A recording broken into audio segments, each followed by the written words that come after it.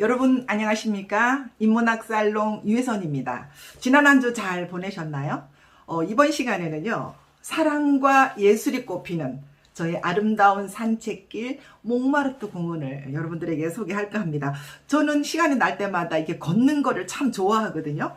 1시간 반 정도 이렇게 걸으면서 음악도 듣고 많은 생각들을 정리를 합니다. 저에게는 정말 꿀맛 같은 시간인데요. 산책길의 정상에 가면 몽마르트 공원이 있고, 또 거기에는 제가 사랑하는 예술가 피카소, 고흐, 고갱, 르누아르 동상이 있습니다. 저의 그 산책의 정상이라고 할 수 있는데요.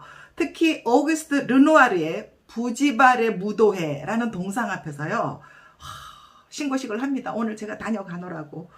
또 이제 그 옆에 벤치가 있거든요. 그러니까 벤치에 앉아서 가지고 따끈한 커피를 한 잔 마시면서 이렇게 공원을 쫙 바라보면요, 그렇게 마음이 평화로워질 수가 없습니다. 그리고는 이제 다시 이제 산책길을 돌아서 집으로 오는데요. 뭐 매일 걷는 길이지만 매일 듣는 음악이 다르고, 또 매일 머릿속에서 떠오르는 그 사색의 주제가 다르잖아요.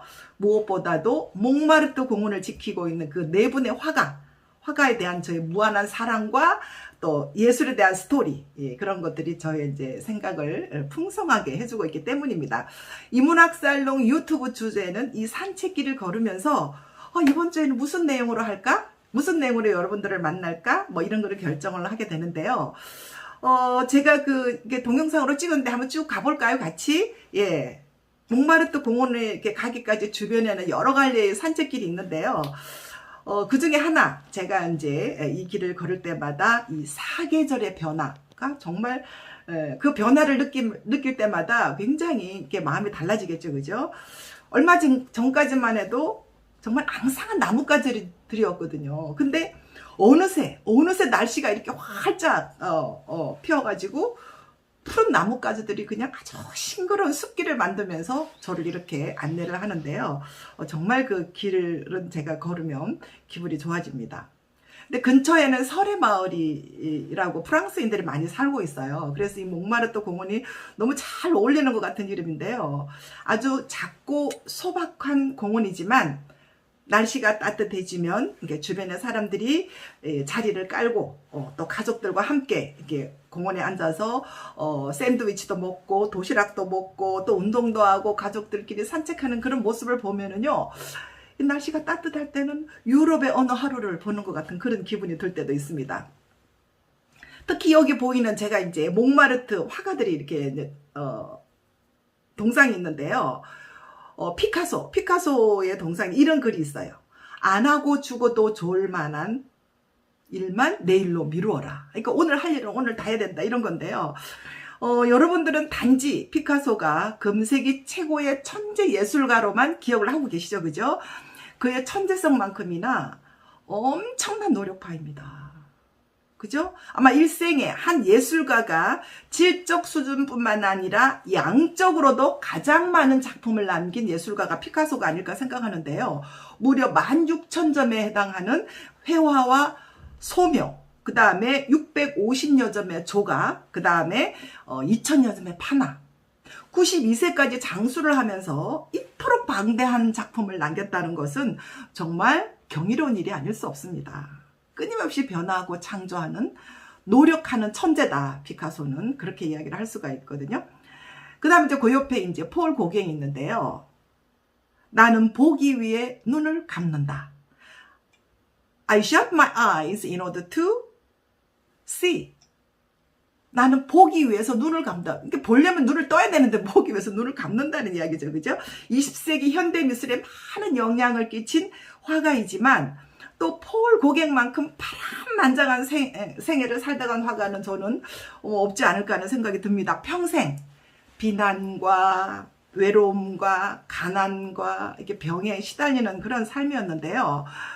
고갱은 화가가 되기 전에 유럽의 그 부르주아의 어떤 그런 문물을 먼저, 예를 들면 증권거래소라든지 미술 수집이라든지 선원을 배를 타면서 돈을 번다든지 이런 것들 일을 먼저 했잖아요, 그죠? 그렇지만 그 예술적인, 내재되어 있는 예술적인 본능을 찾아서 결국은 이제 화가가 되는데요.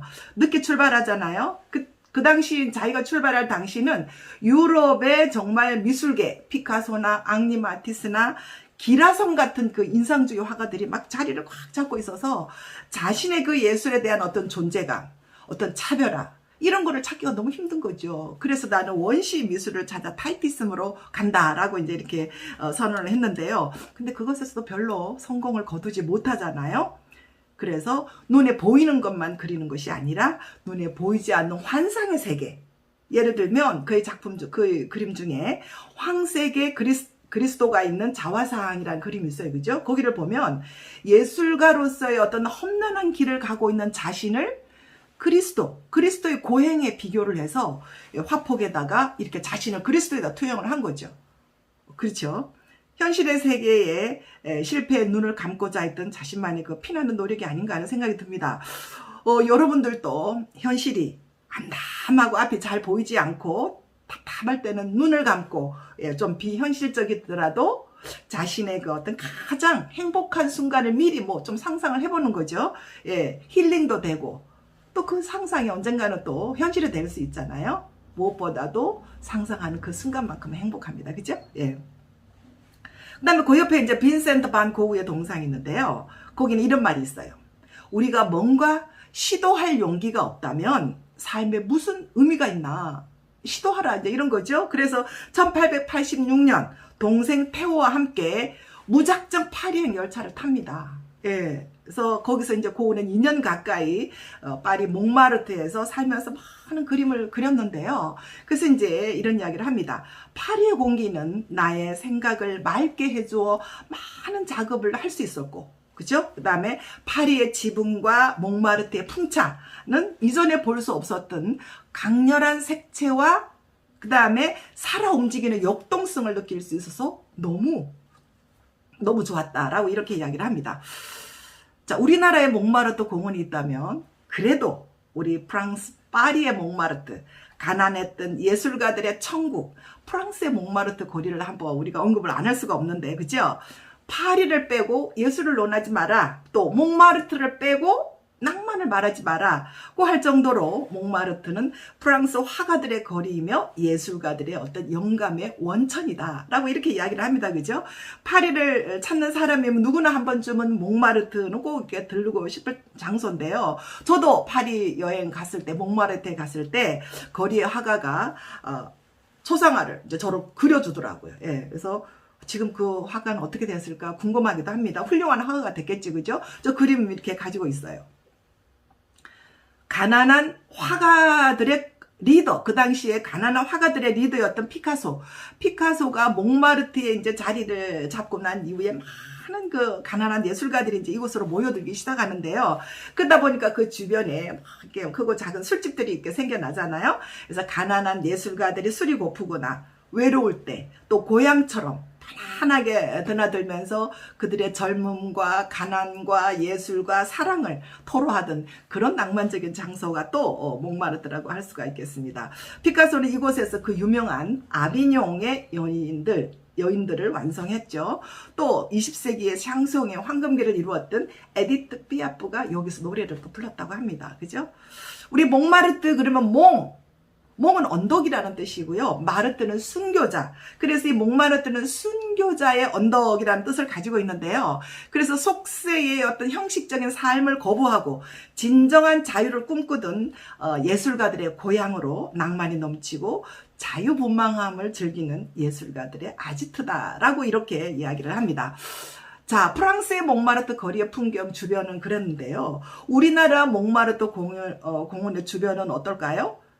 좀 분위기가 다르잖아요. 대한민국의 법의 중심인 대검찰청과 법원이 바로 이렇게 보입니다.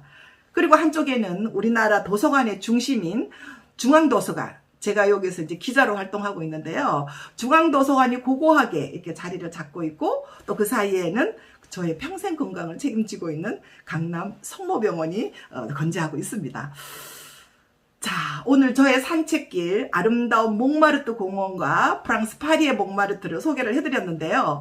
여러분들도 여러분들의 건강과 힐링 또 아름다운 자신의 미래를 상상할 수 있는 멋진 자신만의 아지트를 하나 개발해서 가져보는 게 어떨까라는 마음에서 오늘 소개를 드렸습니다. 오늘 또 건강한 하루 보내시고요. 다음 주에 또 뵙겠습니다. 네, 감사합니다.